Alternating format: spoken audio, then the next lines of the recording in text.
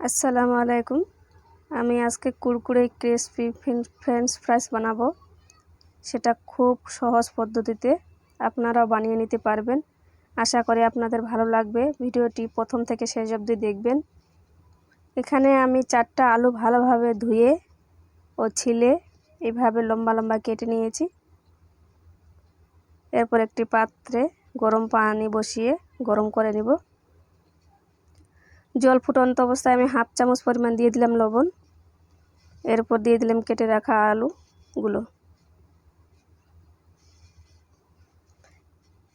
এগুলো আমি 2 থেকে 3 মিনিট ফুটিয়ে নিলাম।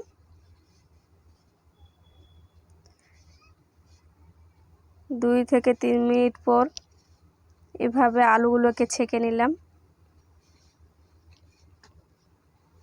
এই আলুগুলোকে এবার 5 মিনিট রেখে ঠান্ডা করে নিব।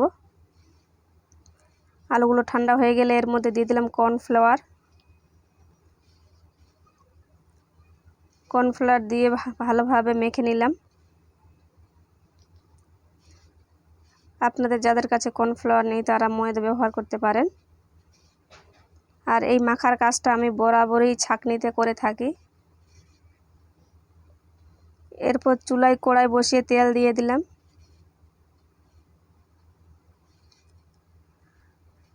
আর এদিকে ছাঁকনিতে রাখা আলুগুলো এইভাবে ছেঁকে নিব।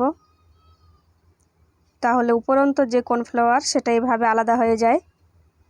আর তাই আমি ছাঁকনিতেই কাজটা করে থাকি। এরপর পর্যাপ্ত পরিমাণ তেল গরম হয়ে গেলে এভাবে মেখে রাখা আলুগুলো তেলের মধ্যে দিয়ে ফ্রাই করে নেব।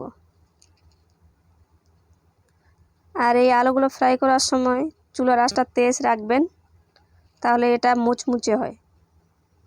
আর এটা আমি বাড়িতে এইভাবে ফ্রেঞ্চ ফ্রাইস বানিয়ে খাওয়াই। আর কেউ বুঝতেই পারে না যে এটা বাড়ির তৈরি। সবাই মনে করে এটা বাজারের কেনা। আর এটা খুব কুরকুরে হয়। দেখুন কি সুন্দর একটা কালার চলে এসছে। এভাবে আলুগুলোকে আমি ছেঁকে উঠিয়ে নেব। এরপরে ভেজে নেওয়া আলুগুলোর মধ্যে দিয়ে দিব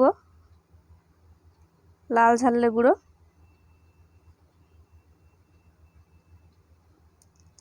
আর দিয়ে দিলাম চাট মশলা।